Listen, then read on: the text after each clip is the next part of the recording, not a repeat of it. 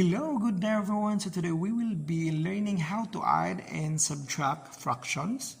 So before that, let us first define these important terms. Una po, fraction. A number which indicates that one number is being divided by another, or it is simply the ratio of two quantities. So I have an example. This can be read as 2 over 3, 2/3, 2 divided by 3, or 3 divides 2. Parehas lang po yan. Then ang tamang pagsulat, pwede siya nakaslant, inclining to the right, hindi po inclining to the left, or naka-horizontal po. Parehas lang po yan. Then, ang nasa taas, ang tawag niyan numerator. Then, nasa baba naman, ang tawag niyan denominator. So, in other words, fraction has numerator and denominator po. So, may tinatawag ding similar fraction with the same denominator. It is a fraction with the same denominator. So, as you can see, all you need to look at is the denominators po. As long as parehas ang denominators, regardless sa numerator o anong value ng numerator, basta parehas ang tawag niyan, similar po. Then dissimilar fraction naman, kabaliktaran, having different denominators. So, try to look at only the denominators. Pag different sila, dissimilar fraction po yan. Then, proper fraction. It is a fraction where numerator is less than the denominator, or ang nasa taas mas maliit na kaysa nasa baba. So as you can see, 3 over 8, mas maliit si 3 compared to 8, 4 over 7, 3 over 11, and lastly 2 over 5. Then improper fraction, kabaliktaran ng proper, a fraction where numerator is greater than the denominator. Mas malaki ang nasa taas compared sa baba. So 5 over 4, 17 over 11, 8 over 3, 5 over 2. And lastly, mixed number po. A whole number and a proper fraction. Proper po hindi improper ha. So proper meaning ang nasa denominator mas malaki. So a whole number, as you can see, 1, a whole number, then may proper na 1/4.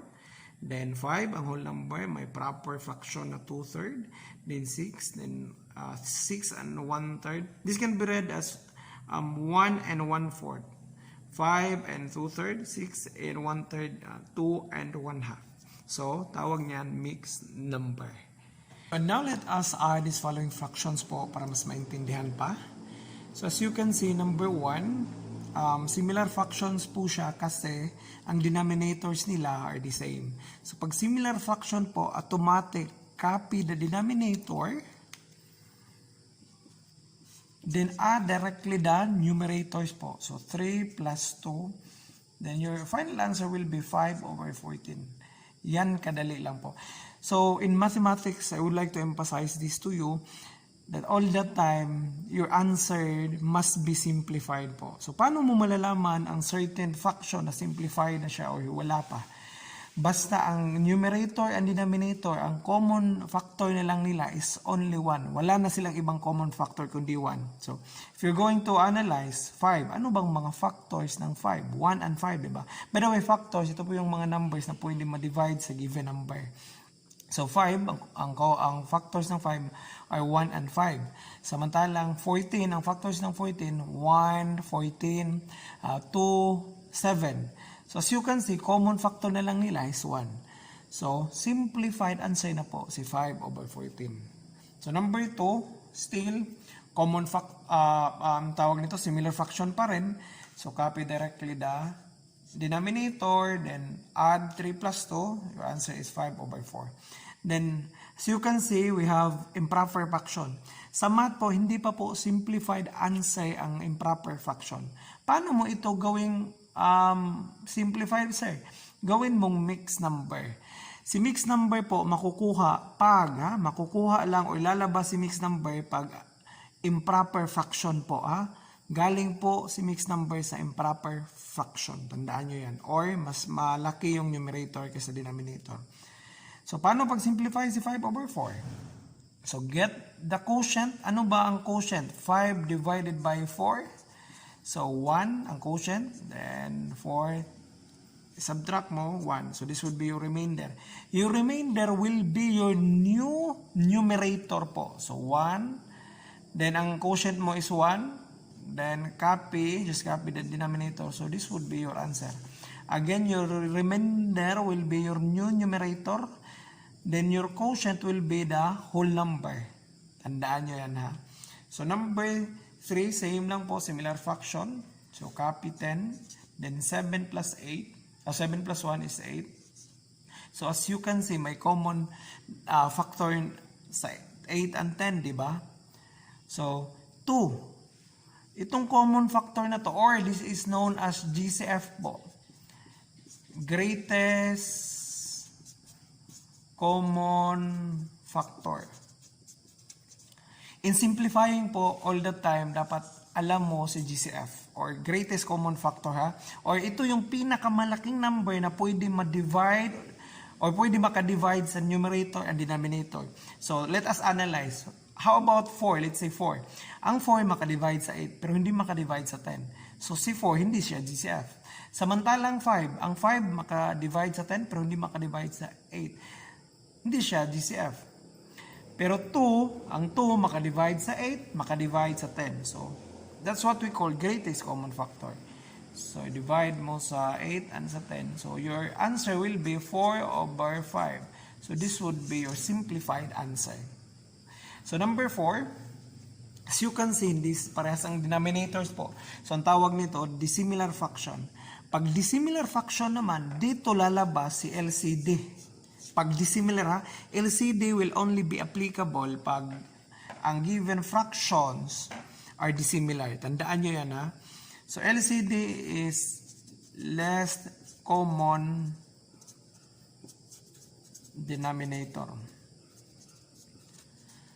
Least common denominator, hahanap ka ng pinakamaliit na number na pwede ma-divide, ha? Pwede ma-divide sa given denominators. Or if you are a beginner po, write the multiples of the given denominators. So we have this 6 and 12. So ano ba ang paano pagkuha ng multiples, sir? So itong given numbers na to or denominator, i-multiply mo lang sa counting number. 1, 2, 3, 4, yan. So makukuha mo ang multiples nila.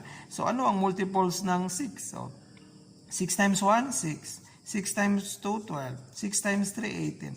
6 times 4, 24. Yan ang pagkuha ng multiples. If you are a beginner, ha, then sa 12 naman, 12 times 1, 12, 12 times 2, 24, 12 times 3, 36. So, hahanap ka ng less common denominator. If you're trying to define less, ito po yung smallest amount, di ba? Pinakamaliit, smallest number. So, as you can see, may mga common silang 12, 24, di ba? Pero ang hinahanap natin, pinakamaliit. So, 12 po yung LCD natin or less common denominator. So, sulat mo si LCD. Then, ito yung tricky part, ha? Ito yung tricky part. Emphasize ko sa iyo. Ang LCD mo will be divided by the denominator then multiplied by the numerator. Yan lang.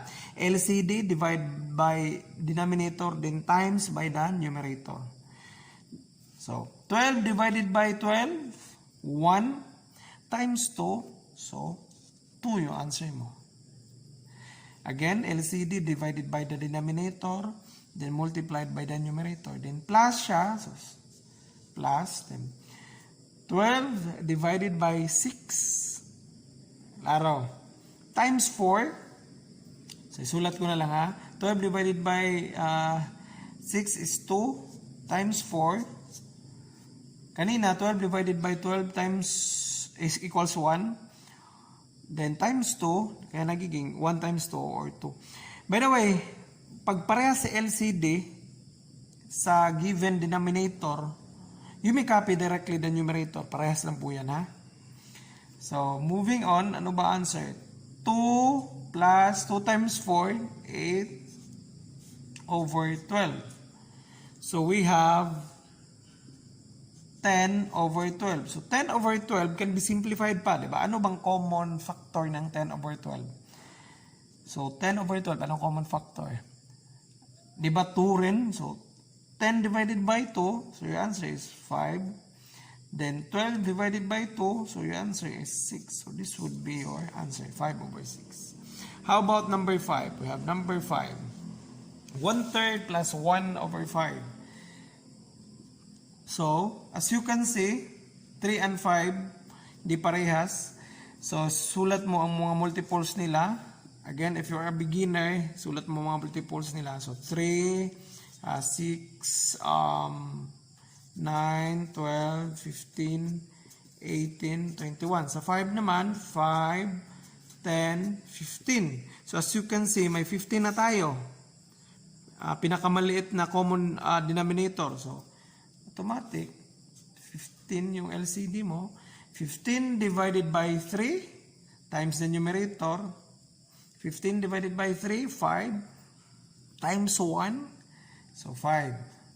15 divided by 5, 3 times 1, yan nagiging 3. Then plus, so your answer is 8 over 15. So, obviously naman, sa 8 over 15, wala nang common factor except 1. So, that's it. So, sa subtraction of fraction naman, same lang po. Nandyan sa LCD pag dissimilar fraction. Then, si greatest common factor, GCF, pag mag-simplify ka na ang answer. So, number 1, 2/3 minus 1/3. So, again, copy the denominator, which is 3, kasi similar fraction sila. Then, subtract directly. 2 minus 1. So, we have 1/3 as our answer po.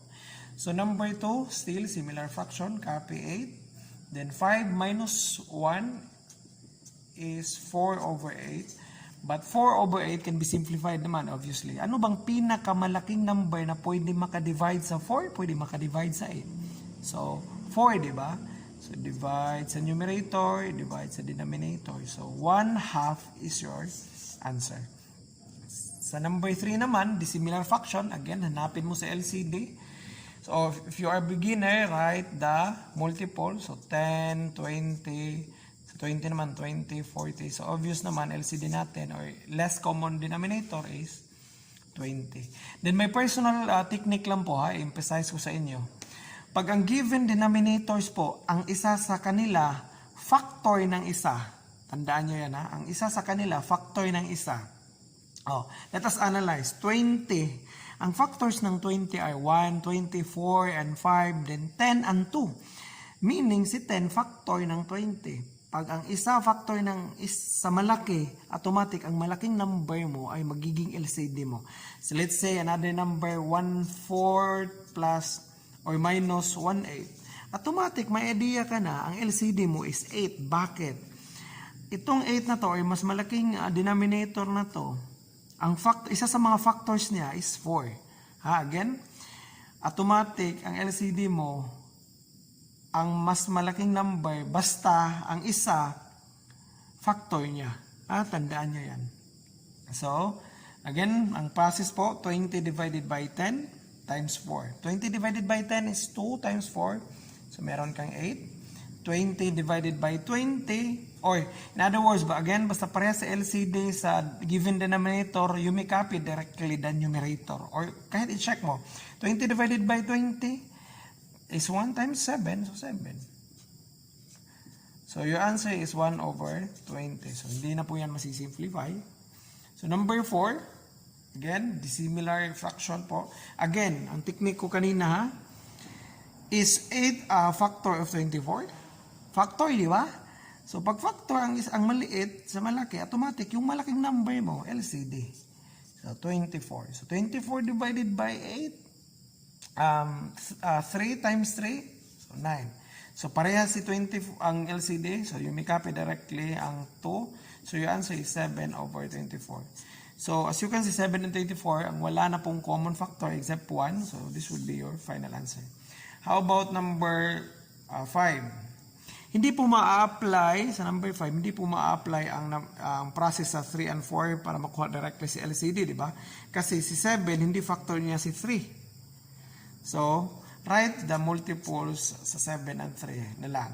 So, 3, 6, 9, 12, 15, ano pa?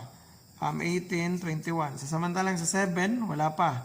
So, 14, 21. So, meron na, 21. So, your LCD is 21. 21 divided by 3, 7 times 1, 7.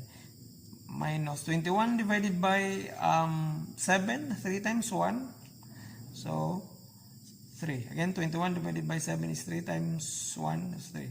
So, your answer is 4 over 21. So, over 21, wala na pong common factor except 1. So this would be your final answer. So that's it. I'm hoping you learned something today. Thank you so much for your time. Thank you so much for watching. Keep aiming high and keep learning po.